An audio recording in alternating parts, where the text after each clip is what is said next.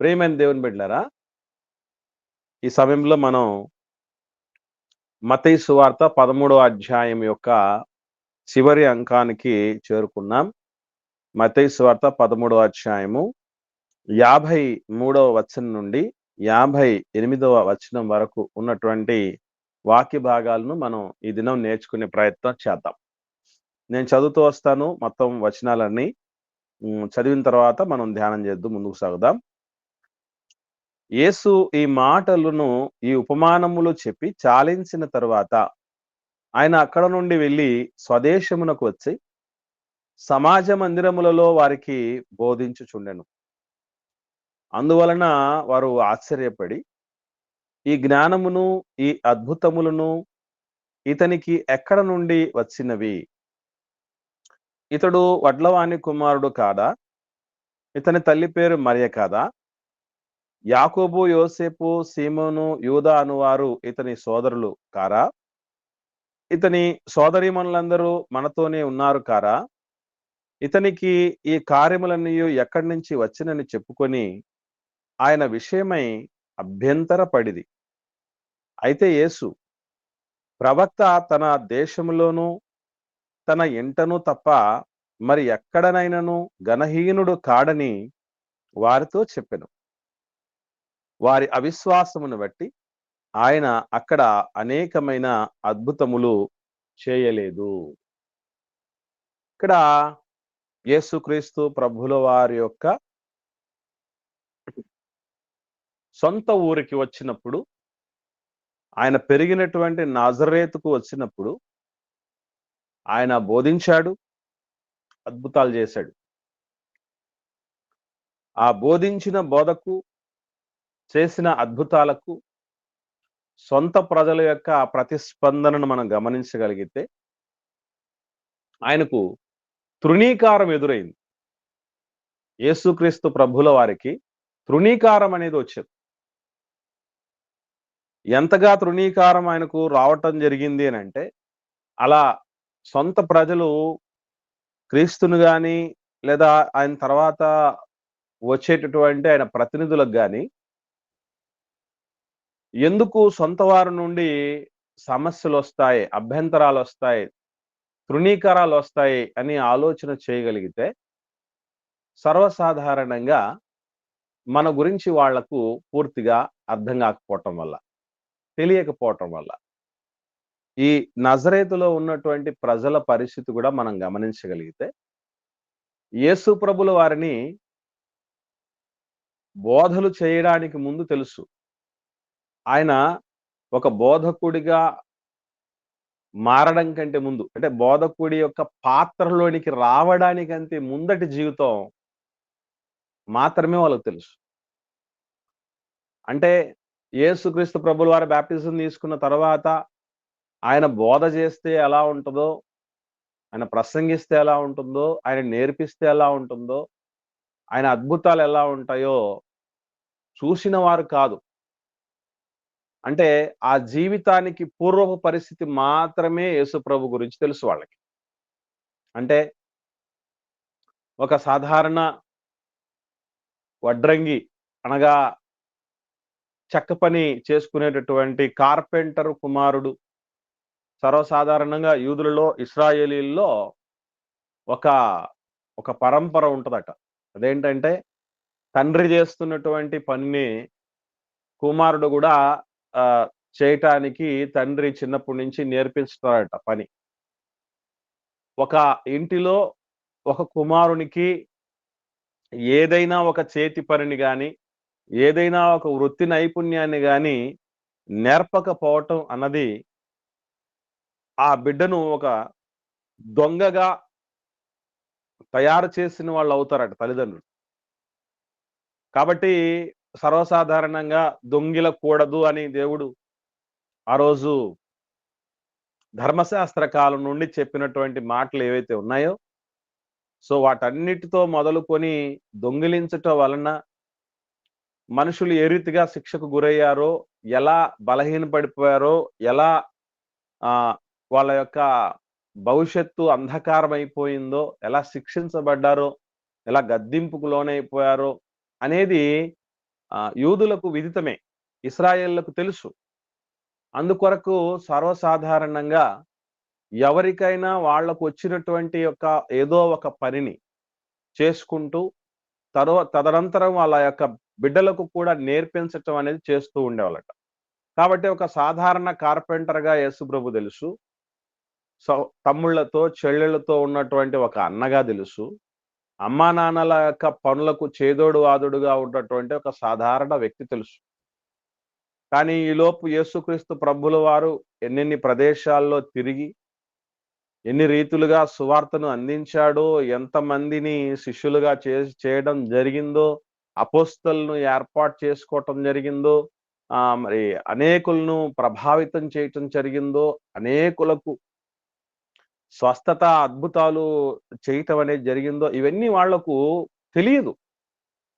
తెలియనివి ఉన్న పాటున సొంత వాళ్ళు చేయటాన్ని బట్టి ఏమవుతారంటే ఆశ్చర్యానికి గురవుతారు. ఇప్పుడు ఆశ్చర్యానికి గురవ్వటం కూడా 2 రకాలుగా ఉంటదండి.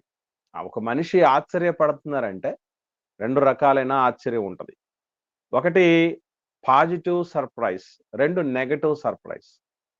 అంటే ఇప్పుడు మన సొంత వాళ్ళు ఎవరైనా కూడా ఒకప్పుడు మనకు వాళ్ళు పెద్దగా ఏం గొప్ప స్పెషాలిటీ ఏం లేదులే అని అనుకోనున్నటువంటి వ్యక్తి కొద్ది కాలం తర్వాత మన మధ్యకే వచ్చి కొన్ని ప్రత్యేకమైనటువంటి నైపుణ్యాలను, నిపుణతలను కలిగి వాళ్ళు అంటే మన మధ్య వాళ్ళు ఉన్నప్పుడు ఒకవేళ సరిగా మాటలు రానోళ్ళు అయితే ఇప్పుడు మాటలు ఎట్లా మాట్లాడాలో నేర్పించే స్థాయికి ఎదిగిన వాళ్ళుంటే వాళ్ళని చూసి భలే ఎదిగాడు రా అని సంతోషపడేటువంటి ఆశ్చర్యం ఒకటి. రెండవది వీడికి ఇంత సీన్ లేదే, అయినా కూడా ఎట్లా అయిందబ్బా మన వాళ్లకు ఎవరికి లేదే ఇటువంటి స్పెషాలిటీ, మాకు లేదే, మేము ఇలానే ఉన్నామే, వాడేమో మారిపోయాడే అనేటటువంటి అభ్యంతరం ఒకటి ఉంటది. సొంత వాళ్ళకి యూదులకు వచ్చిన అభ్యంతరం రెండో రకం తాలూకు అభ్యంతరం. వాళ్ళ వల్ల కావట్లా, వాళ్ళకి తెలియదు ఇవన్నీ. ఆయన బోధనా విధానం అనేది ఎలా ఉంటదో తెలియదు వాళ్ళకి. అలా బోధించే సమర్థత కలిగిన వాళ్ళు లేరు. అలా అద్భుతాలు చేయగలిగిన వాళ్ళు కూడా లేరు. సో లేకపోవటాన్ని బట్టి మనకు లేని పక్షాన మన ఊర్లోనే లేదా మన సొంత వాళ్ళలోనే ఉండిన దాన్ని బట్టి అరే మనకు లేదే, ఇతనికి ఎక్కడ నుంచి వచ్చింది అన్నటువంటి ఒక భావన, ఒక అసహ్య భావన, ఇంకా చెప్పాలంటే ఒక ఓర్వలేనితనం, ఓ మత్సరం వలన వచ్చినటువంటి అభ్యంతరం ఇది. అందుకే ఈ జ్ఞానం 54వ వచనంలో క్లారిటీగా చెప్తాడు. ఈ జ్ఞానము, ఈ అద్భుతాలు ఇతనికి ఎక్కడి నుంచి వచ్చాయి అని. అంటే యేసు ప్రభు సమాజ మందిరంలోనికి వెళ్ళి ఏం చెప్తున్నాడు అంటే కేవలం జ్ఞానంతో కూడిన మాటలు మాత్రమే కాదు, ఆయన అద్భుతాలు కూడా చేస్తున్నాడు. ఆయన అద్భుతాలు మాత్రమే కాదు, జ్ఞానంతో కూడిన మాటలు కూడా చెప్తున్నాడు. వాటిని మనం తప్పుపట్టే పరిస్థితులు లేవు. ఆయన మాట్లాడిన మాటల్లో తప్పులు లేవు. ఆయన చేసిన అద్భుతాల్లో ఏమి నమ్మశక్యంగా లేవు, లేదా ఏదో ఇందులో మోసం ఉందో, లేదా ఏదో కుట్ర ఉందో, దగా ఉందో అనే రకంగా ఏ లేవు. అద్భుతాల విషయంలో క్లియర్, చాలా బాగా చేస్తున్నాడు. దానిలో ఎవరి అనుమానపడాల్సిన పని లేదు. బోధ బాగానే చేస్తున్నాడు. కానీ ఇక్కడ సమస్యల్లా ఏంటంటే ఇతనిలాగా ఇతనితో పాటు పుట్టి పెరిగినటువంటి వాళ్ళలో ఎవరు లేరే అనేది అక్కడ వచ్చినటువంటి ప్రధానమైనటువంటి అభ్యంతరం.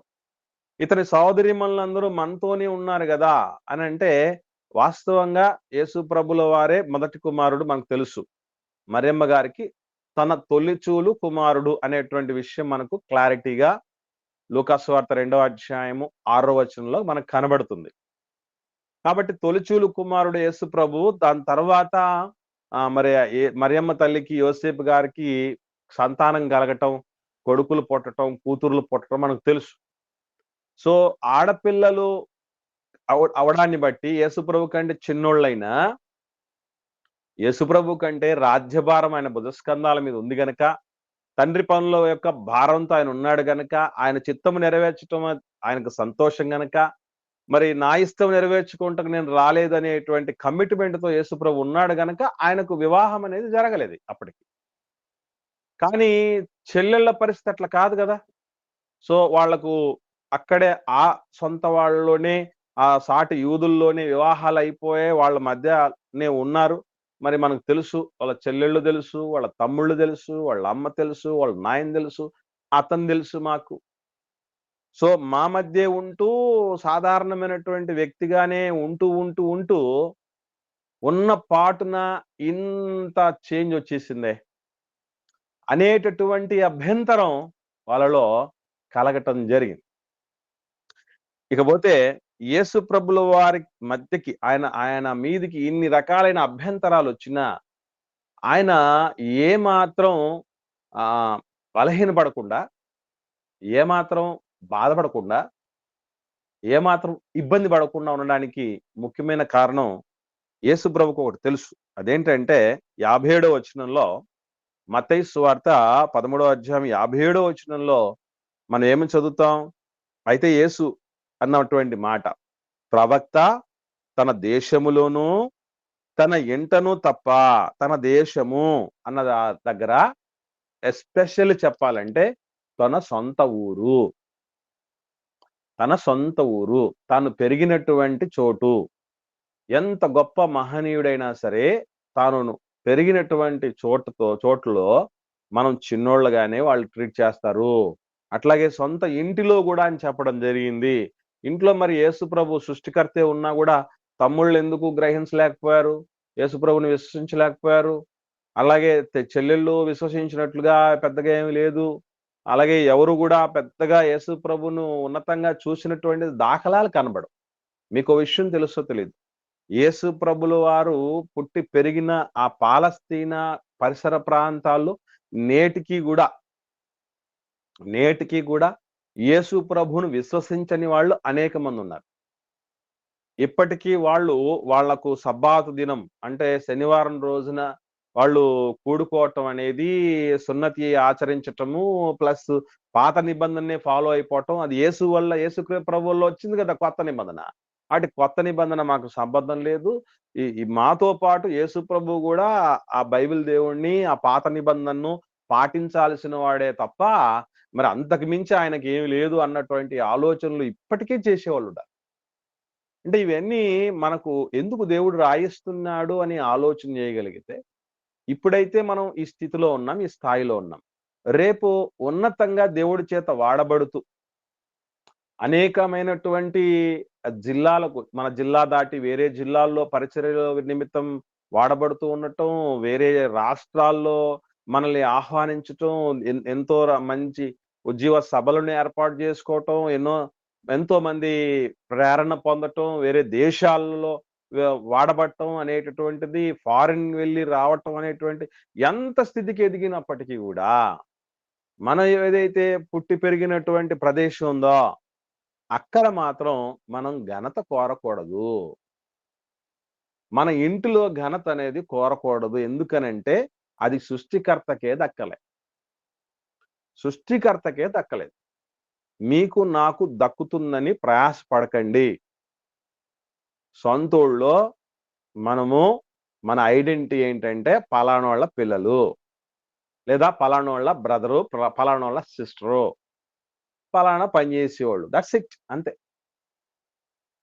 యేసుప్రభు విషయం ఎలా అనుకున్నాడు అలాగే.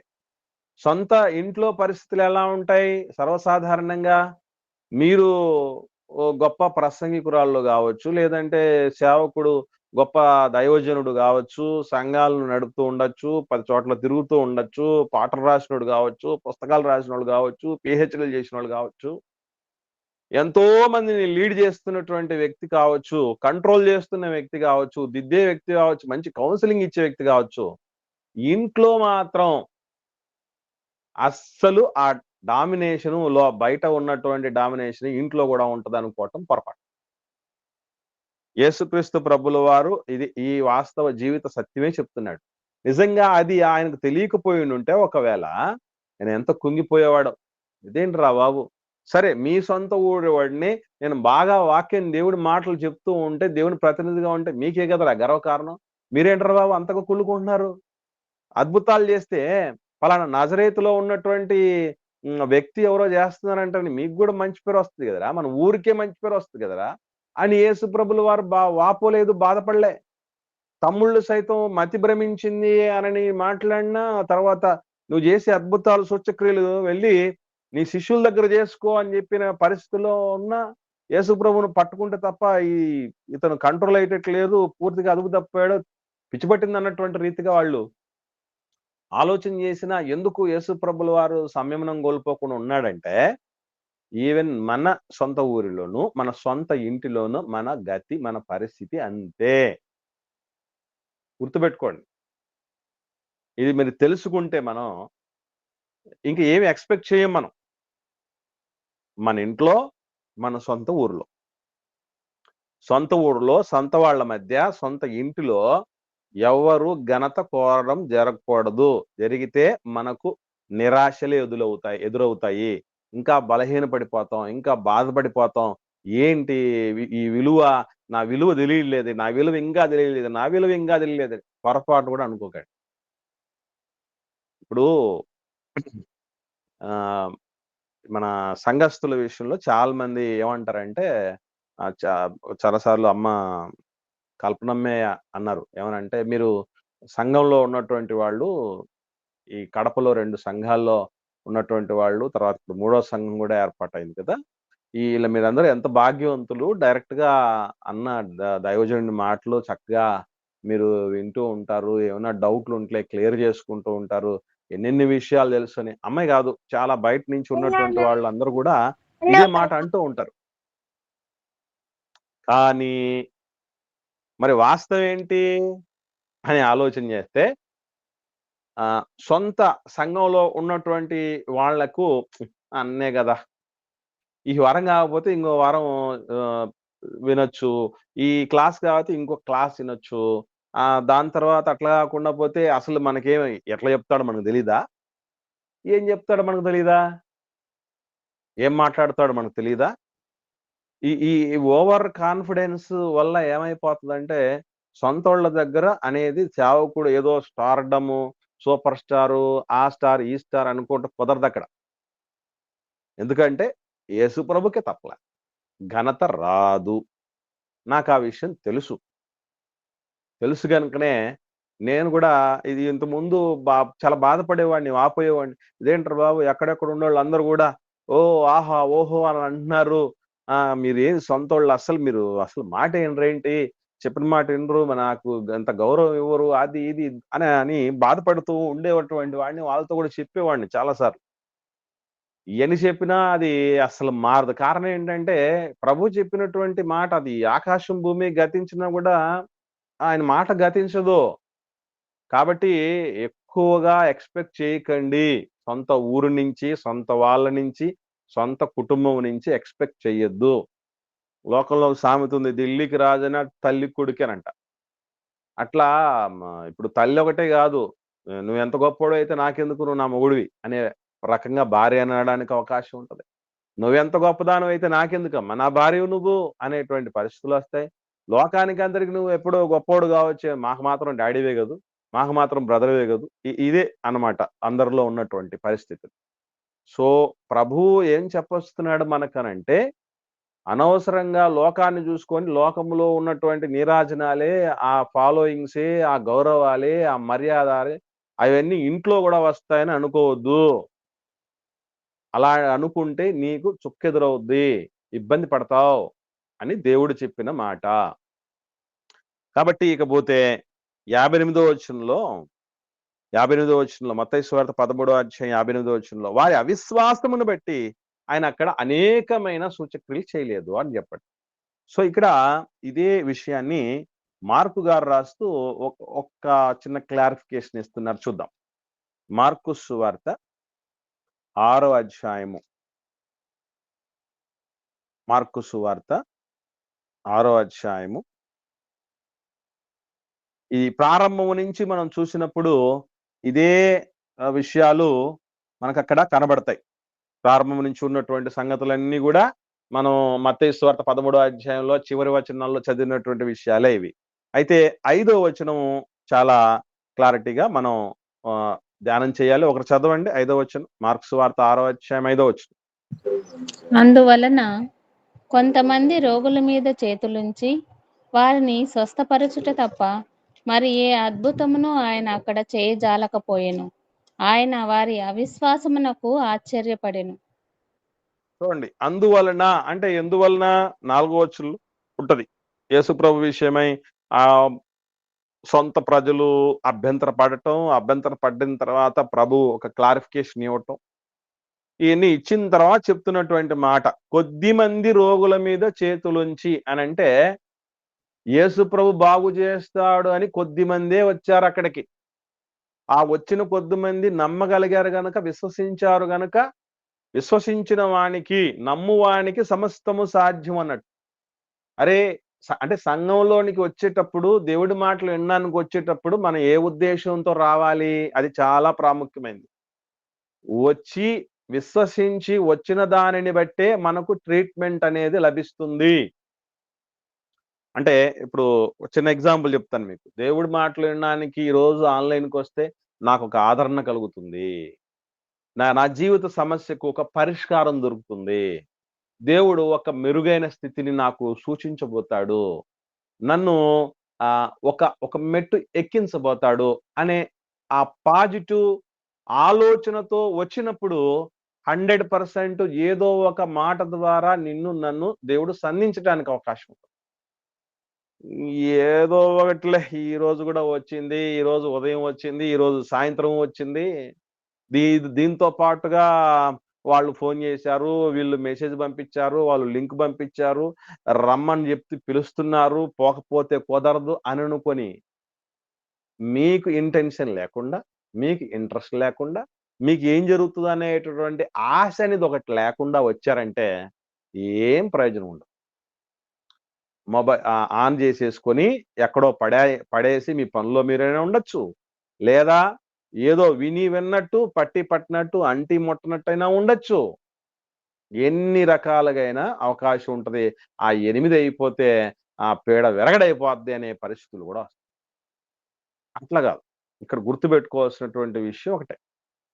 ఏమనంటే ఆ నమ్మి వచ్చిన కొద్ది మందే స్వస్థత పొందగలిగారు అని అంటే దేవుడు ఏం చెప్తాడంటే, భౌతికమైన స్వస్థత అయినా, ఆత్మీయమైన స్వస్థత అయినా నమ్మినటువంటి దానిని బట్టే మనకు జరుగుతుంది. అపనమ్మకంతో ఏది చేసినా కుదరదు. అది చెల్లుబాటు కాదు. ఎందుకంటే నమ్మకంతో ఉన్నప్పుడు ఏం జరుగుతదంటే, మన కాన్సంట్రేషన్ గాని, మన ఎఫర్ట్స్ గాని అన్నీ ఒకదాని మీద ఉంటాయి. నమ్మకం ఉంటే. నమ్మకం లేకపోతే చాలా ఇబ్బంది. ఇప్పుడు ఒక వ్యాపారం స్టార్ట్ చేయాలనుకున్నాడు ఒక వ్యక్తి. అతనికి నమ్మకం ఉంటది. అంటే నేను అప్పులన్నీ తీర్చేయగలను. ఎలాగైనా నిలదొక్కుకోగలను. నేను లాభాన్ని గూడా పొందగలను. దీంతోనే నా కుటుంబాన్ని లాక్కోగలను. తర్వాత ఇంకొన్ని లేనిటివి గూడా కొన్ని తెచ్చుకోగలను అన్న కాన్ఫిడెన్స్, ఆ నమ్మకంతో మొదలుపెడితే తను కష్టపడేయడానికి అవకాశం ఉంటది. ఒకవేళ ఏదన్నా హర్డిల్స్ అదే మధ్యలో ఆటంకాల్లాంటివి ఏమన్నా వచ్చినప్పుడు గూడా దాన్ని హ్మ్. అధిగమించడానికి ప్రయత్నం చేస్తారు. అదే నమ్మకం లేకుండా స్టార్ట్ చేశారనుకోండి, ఏదన్నా చిన్న సమస్యొచ్చిందనుకోండి ఏమనుకుంటారంటే, నాకు ముందు నుంచే ఎక్కడో తడతా ఉంది. ఎక్కడో తేడా అనిపించేదండి. ముందు నుంచే నాకు దీని మీద నమ్మకం లేదు, పోయింది అనుకుంటారు. దేవుడి సన్నిధికొచ్చేటప్పుడు గూడా గుర్తుంచుకోవాల్సింది ఒకటే. నమ్మిన వాళ్ళు తప్పకుండా ఆదరణ పొందుతారు. దేని విషయంలో మీకు ఇదిగో నాకు నేను రకరకాలైనటువంటి ఆలోచనల మధ్య సతమతమైపోతున్నాను. దేన్ని చేసుకోవాలో, దేన్ని వదిలేయాలో నాకు అర్థం కావట్లేదు. లేకపోతే నా కుటుంబంలో కొన్ని ప్రాబ్లమ్స్ ఉన్నాయి. ఆర్థికపరమైన సమస్యలున్నాయి. లేదంటే నాకే స్వతహాగా ఎన్నో ప్రాబ్లమ్స్, శరీరంలో ఒక పోరాటాలు జరుగుతూ ఉంటున్నాయి. నాకు నెమ్మది లేకుండా పోతుంది. ఈ పరిస్థితుల వల్ల పిచ్చి పట్టిపోతుంది. ఈ ఈ వీటన్నిటికి నాకొక సొల్యూషన్ దేవుడు ఏదో ఒక రూపేణ అందజేస్తాడు. నాకొక ఉపశమనం ఇస్తాడు అనేటువంటి ఉద్దేశంతో ఎవరైతే వస్తారో, వాళ్ళు 100% జవాబు పొందుకొని వెళ్తారు. ఎందుకంటే ఆశున్న ప్రాణాల్ని దేవుడు తృప్తిపరుస్తాడు. ఆశ లేకపోతే దేవుడు తృప్తిపరచడు. అది మరొకటి. మనకెంత ఆశ, ఏ ఆశతో వస్తున్నాం దేవుడి సన్నిధికి, ఇది చాలా ప్రాముఖ్యమైనది. ఆశ ఏమి లేకుండా వచ్చేస్తున్నామా? ఏముంది, ఏదో రావాలంటే రావాలని యాంత్రికంగా వస్తున్నాం అనుకోండి, ప్రయోజనం ఉండదు. ఒక ఆశతో రావాలి. కాబట్టి ఇది చాలా ప్రాముఖ్యమైనది. యేసుక్రీస్తు ప్రభుల వారి యొక్క అంటే ఈరోజు ఆ సొంత వాళ్ళు అభ్యంతర పడినట్లు మనం గూడా పడుతున్నామా ప్రభువు విషయమై? ప్రభువు మనల్ని కోరి మన దగ్గరికి వస్తున్న పరిస్థితుల్లో గూడా ఆయన్ని మనం కాదనుకుంటున్నామా? దీనికి ప్రాముఖ్యంగా ఒక 3 రకాలైన కారణాలుంటాయి. ప్రభువును మనం వద్దనుకోవటానికి, ఆనాటి ప్రజలు గూడా వద్దనుకోవటానికి, ఈరోజు మనం గూడా మనకు ప్రభు వద్దు, ప్రార్థనొద్దు, బైబిలొద్దు, సంఘం వద్దు, ఈ పరిచర్యలొద్దు, సేవొద్దు, ఇది ఆత్మీయ జీవితం వద్దు అని తృణీకారం పొందటానికి 3 ముఖ్యమైన కారణాలున్నాయి.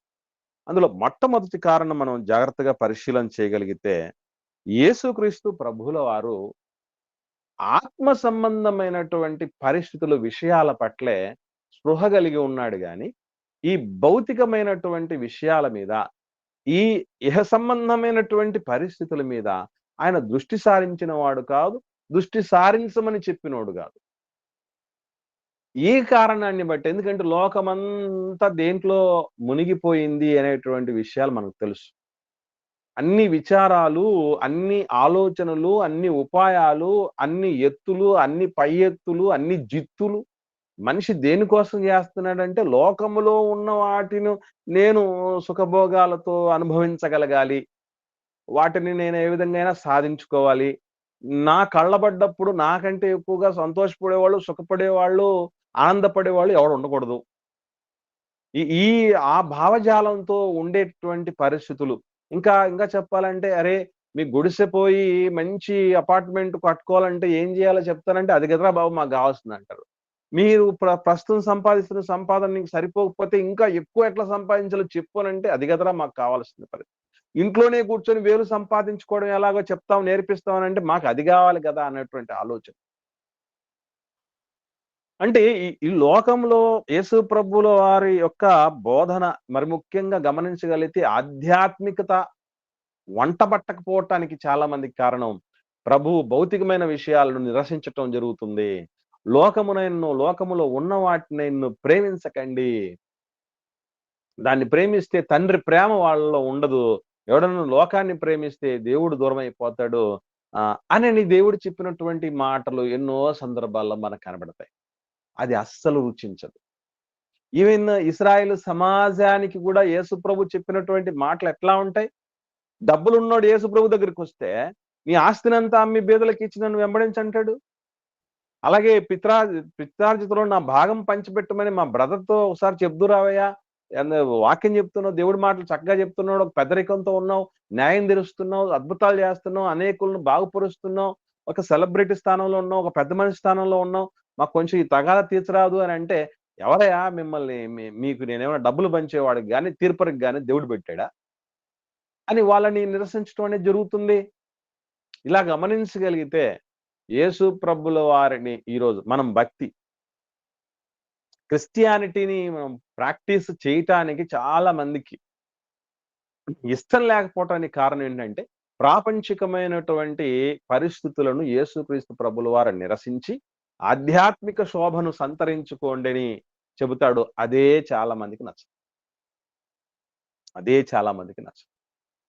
ఇక రెండవ కారణం మనం గమనించగలిగితే, యేసుక్రీస్తు ప్రభుల వారు చాలా చాలా సాధారణమైనటువంటి జీవన శైలిని కలిగి ఉండి, సౌమ్యుడిగా, సాత్వికుడిగా, సరళత కలిగినటువంటి వాడిగా, దీనత్వము కలిగిన వాడిగా కనబడ్డం. ఈరోజు ప్రపంచం మాటినాలంటే ఎటువంటి చాలా మంది చెప్తూ ఉంటారు. ఏమనంటే, మన దేశాన్ని బ్రిటిష్ వాళ్ళు పరిపాలిస్తూ ఉండుంటే ఇప్పటికీ చాలా ముందుకు పోయేదన్నా. ఈరోజు సొంత వాళ్ళు పరిపాలించి భ్రష్టు పట్టించారని చెప్పేటువంటి వాళ్ళు కూడా చాలా మంది ఉంటారు. కారణం ఏంటంటే, వాడు చాలా నిరంకుశత్వంతో ఉంటాడు. రాజీ పడడు. చెప్పింది చెప్పినట్టు చేయాల్సిందే. తేడా జరిగితే శిక్షించనని శిక్షిస్తారు, చంపేనని చంపేస్తారు. ఈ ప్రపంచం బాగుపడాలంటే నియంతృత్వం రావాలి, నియంత పరిపాలన రావాలి, ప్రజాస్వామ్యం అనేది చెల్లుబాటు కాదు, స్వేచ్ఛా స్వాతంత్రాలు ఇస్తే మనిషి భ్రష్టుడైపోతారు అనేటువంటి పరిస్థితులు ఉంటాయి. యేసుప్రభు పరిస్థితి మీరు గమనించగలిగితే ఆయన నేను మిమ్మల్ని స్వతంత్రులుగా ఉండటానికే నేను ఇష్టపడతాను. మీకు ఇష్టమైతేనే నా దగ్గరికి రావచ్చు. మీరు ఇష్టమైతేనే చేయొచ్చు అనేటువంటి పరిస్థితులు ఇవన్నీ మనం చూస్తాం. కాబట్టి ఈ క్రీస్తు ఎడల ఉన్నటువంటి ఈ సరళత, ఆయనలో ఉన్నటువంటి ఆ సాధారణ జీవితం అందరిలో కలిసిపోతాడు. అందరిలో ఒకడే ఉంటాడు. ఒక తేడా అనేది ఆయన చూపించలేడు.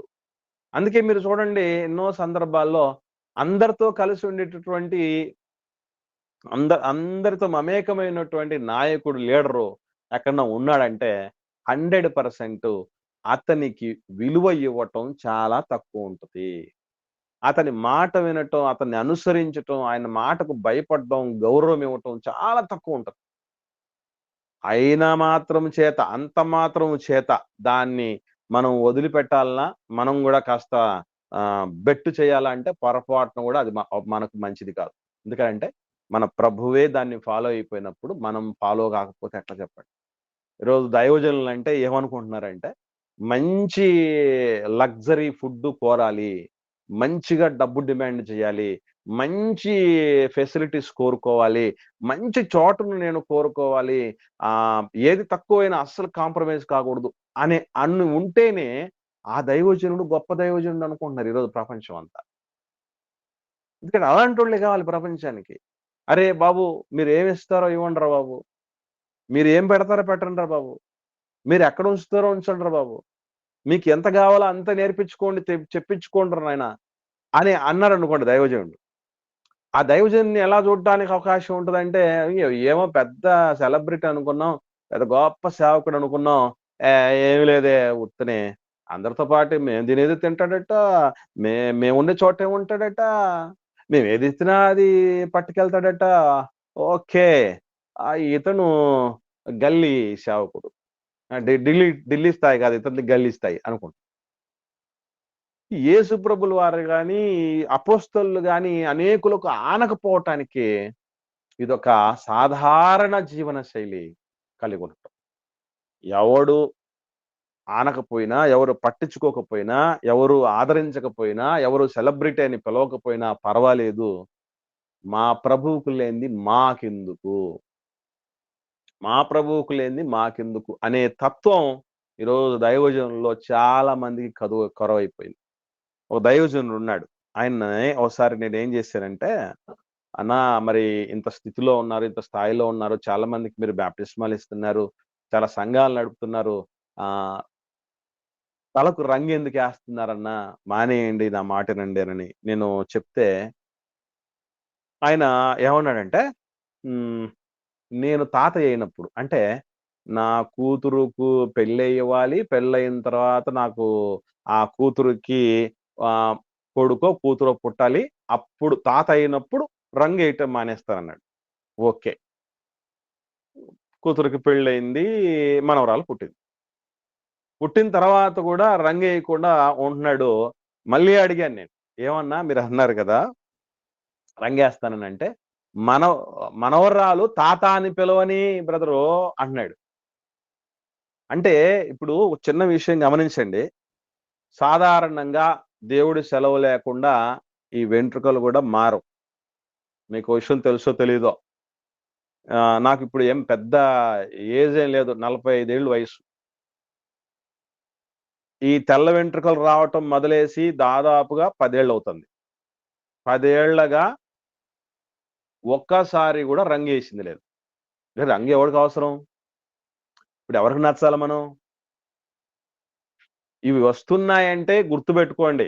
వయసు తక్కువున్నా శరీరము చాలా నలగగొట్టేసాము. శరీరం ఎక్కువ కాలం నిలవని పరిస్థితిలో ఉందని చెప్పటానికి వచ్చిన సింప్టమ్స్ ఇవి. ఇవి మనకు ఏం జేసేటివంటే సిగ్నల్స్ ఇచ్చేటివి. వార్నింగ్ బెల్స్ అన్నమాటివి. వయసు తక్కువైనా గూడా చిన్నప్పటి నుంచి ఈ దేహాన్ని నలగొట్టిన విధానం వేరునండి. ఉన్న యొక్క పేదరిక పరిస్థితులను బట్టో, ముందున్నటువంటి సవాళ్ళను బట్టో, వేటిని బట్టో బాగా నలగొట్టినటువంటి పరిస్థితి. స్టిల్ ఇప్పటికీ ఇదే పరిస్థితి. మరి అలా ఉన్నప్పుడు ఇవి వచ్చినటువంటి తెల్ల వెంట్రుకలు ఏం జెప్తాయంటే, "నాయనా నువ్వు దగ్గర పడుతున్నావు" అని వార్నింగ్‌లిస్తాయి. అలాంటివి కూడా తెలియకుండా కవర్ చేసుకోవాలనే ఆలోచన చేస్తున్నారంటే అంటే ఏం కోరుకుంటున్నట్టు? సూటు, బూటు, కార్లు ఇలాంటివన్నీ ఏమి లేకుండా మంచిగా రంగేసుకోకుండా దైవజనులు కనబడనే కనపడరు చాలా మంది. అట్లాంటి వాళ్ళని కదా మనం కోరుకునేది కూడా. గమనించండి యేసు ప్రభువు నాకెప్పుడు అనిపిస్తూ ఉంటది. చాలా మంది అంటూ ఉంటారు. కొంతమందయితే దగ్గరున్నటువంటి వాళ్ళు, "అన్నా మీరు కోట్ యేసుకుంటే ఎట్లుంటారో చూడాలనిపిస్తుందనంట." ఎందుకనంటే మీకు సంఘానికి వస్తున్నటువంటి వాళ్ళు చాలా మందికి తెలుసు.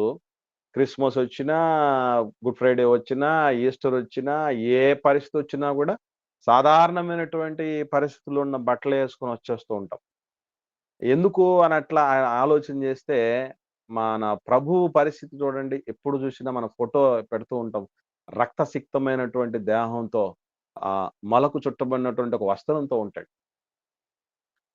మన ప్రభువే అలాంటి పరిస్థితుల్లో ఉంటే మనకు ఈ హోరాలు, ఈ స్టార్‌డమ్‌లు ఎందుకు? కొందరంటారు బ్రదరు ఇవి లేకపోతే ఎవడండంటే, ఇవి చూసి వినేవాళ్ళు ఏమాత్రం.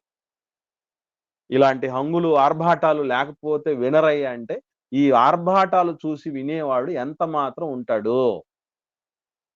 చెప్పండి. ఎంత మాత్రం ఉంటారు? కాబట్టి నాకు అనేకులు నా ఫాలోవర్స్ ఒద్దు.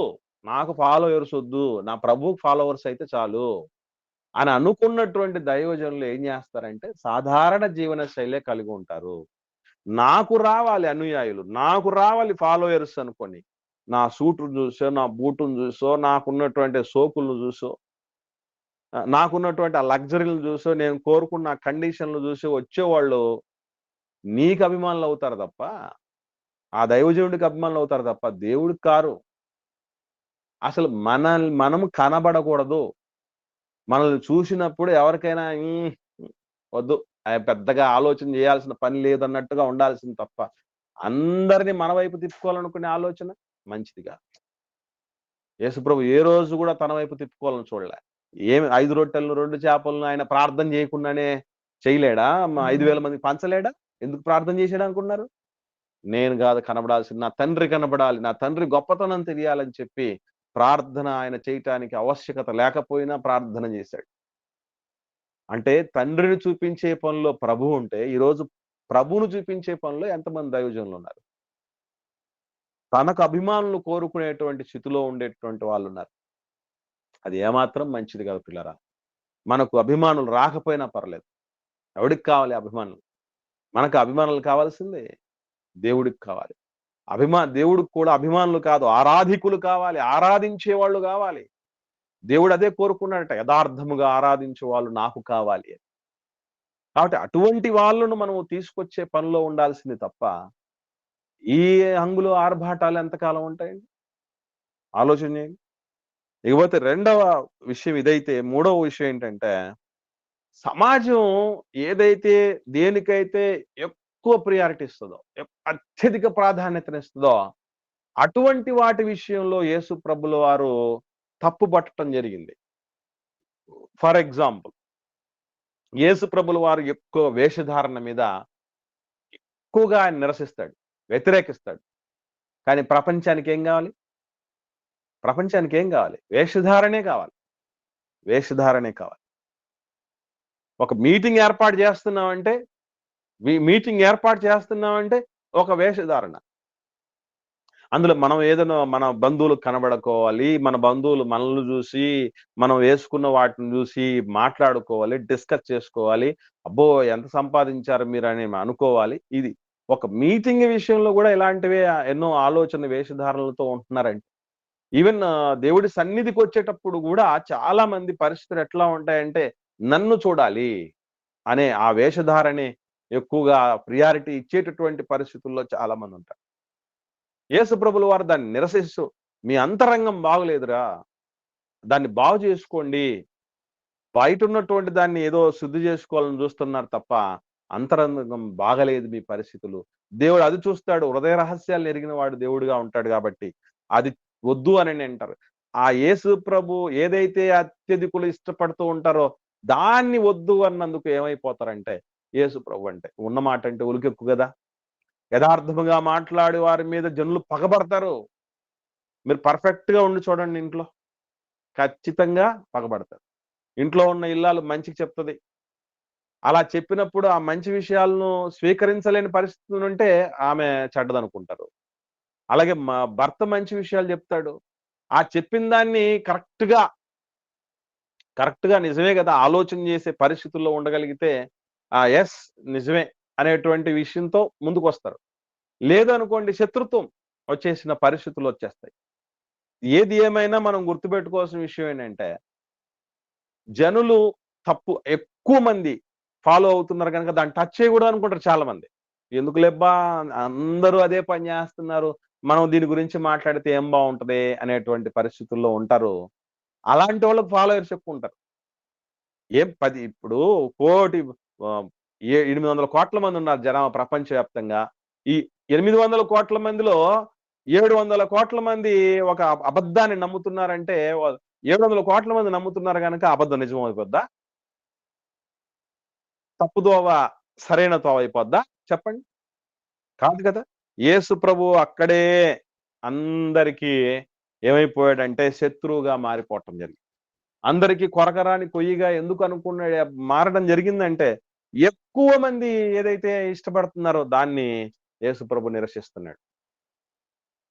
ఈ ఈ కారణాలను బట్టి ప్రభువును తృణీకరించే స్థితిలో ఉన్నారు. ఈరోజు ప్రభువు గూడా మనకు గూడా ఇవే కారణాలు, ఇదే పరిస్థితుల మధ్య మనకు ఉంటే మనం ఏమన్నా తృణీకరిస్తున్నామా? యేసు ప్రభు పరిస్థితులు పెద్దగా ఏమి ఉండవండి. ఒకడన్నాడు. మీరు గూడా చాలా మంది వినుంటారు. దేవుడంటే ఎట్లుండాలండి? చెక్క మీద మా ఒక చెక్కకు వేలాడేటువంటి పరిస్థితుల్లో ఆహ్, మ మొలకు ఇంత గుడ్డ ముక్క పెట్టుకొని ఉండేటువంటి పరిస్థితా? దేవుడంటే రిచ్ ఉండాలి. మంచిగా నగలేసుకొని ఉండాలి. అదే పరిస్థితి కావాలని కోరుకుంటూ ఉంటారు. మనం గూడా ఒకవేళ ఏమన్నా దేవుడంటే ఏంటి ఇట్లా ఉన్నాడేంటి అనే పరిస్థితి మనం ఏమన్నా ఆ దాన్ని బట్టే యేసు ప్రభువును ఇష్టపడలేకపోతున్నామా? లేదా ఎక్కువ మంది ఏదైతే ఆహ్, ప్రాక్టీస్ చేస్తూ ఉంటారో దాన్ని యేసు ప్రభు తప్పుపట్టినందుకు ఏమైనా కాదనుకుంటున్నామా? సాధారణ జీవన శైలిని బట్టి మనం వద్దనుకుంటున్నామా? తర్వాత భౌతిక విషయాల కంటే ఆధ్యాత్మిక విషయాలను చెప్పినందుకు మనకు యేసు ప్రభు అంటే మింగుడు పడని పరిస్థితి ఉందా? ఆలోచించాలి. కనుక ప్రియులారా, నాటి జనము మొదలుకొని నేటి వరకు ప్రపంచంలో, సమాజంలో అనేకులు ప్రభువుని అనుసరిస్తున్నటువంటి వాళ్ళని వ్యతిరేకించే వాళ్ళు, అనుసరించే వాళ్ళు ఉండనే ఉంటారు. వ్యతిరేకించే వాళ్ళకు కారణాలున్నాయి. అనుసరించే వాళ్ళకు కారణాలున్నాయి. ఇంతకు మనం ఏ గుంపులో ఉన్నాం? ప్రభువును దేవా మరి నువ్వు ఏం చెప్పినా, ఏం చేసినా మా మేలు కోసమే చేస్తావు, మా మంచి కోసమే చేస్తావు అని మనం ఆయన్ని అంగీకరించే స్థితిలో ఉంటామా? లేకపోతే రకరకాల కారణాలను బట్టి ఆనాటి సొంత ప్రజలు అభ్యంతరాలు తెలిపినట్టు, అంగీకరించకుండా తృణీకరించినట్లు మనం గూడా ఏదో ఒక సాకు చూపించి దూరం అవుదామా? ఏది అనేటటువంటి 2 దారులు దేవుడు మన ముందు ఉంచటం జరిగింది. మొత్తానికి మన ప్రభు ద్వారా మనం ఎన్నో మెళకువలు తెలుసుకోవాల్సినటువంటి వారం. ప్రభువును కాదని పరిస్థితిలో ఉంటే వేరే ఆప్షన్ లేదు. మీరిక్కడ గుర్తుపెట్టుకోవాల్సిన విషయం ఏంటంటే, ప్రపంచంలో చాలా వాటికి ప్రత్యామ్నాయాలున్నాయి. ఒకటి కాకపోతే ఇది, ఇది కాకపోతే అది. కానీ దేవుడి దగ్గరికెళ్ళిపోవాలనంటే క్రీస్తు ద్వారా తప్ప ఎవడు తండ్రి దగ్గరికి రాడు అన్నటువంటి మాట మనందరికీ తెలుసు. మరి అటువంటి క్రీస్తును పూర్ణ హృదయంతో మనం అంగీకరించి, మన హృదయాల్లో క్రీస్తును ప్రభువుగా ప్రతిష్ఠించుకోవటానికి ఏ ఆటంకాలు మనకు ఉంటున్నాయో అనేది మనం ఒక్కసారి ఆత్మ పరిశీలన చేసుకోవాలి. భవిష్యత్తులో ఇటువంటి ఆటంకాలు రాకుండా ప్రస్తుతానికి ఏ ఆటంకాలు లేకుండా ఉంటే, భవిష్యత్తులో రాకుండా ఉండటానికైనా గట్టి ప్రయత్నం చేసి, ప్రభువు యొక్క అడుగుజాడల్లో స్థిరమైనటువంటి విశ్వాసంతో ఈ విశ్వాస యాత్రని భయముతో, వణుకుతో కొనసాగించడానికి సిద్ధపడి, మా తరానికి, రాబోయే తరాలకు మాదిరికరమైనటువంటి విశ్వాసులముగా నిలుచుదుముగాక. ఆమేన్. ఎవరికైనా ఏవైనా సందేహాలుంటే దయచేసి అడగండి.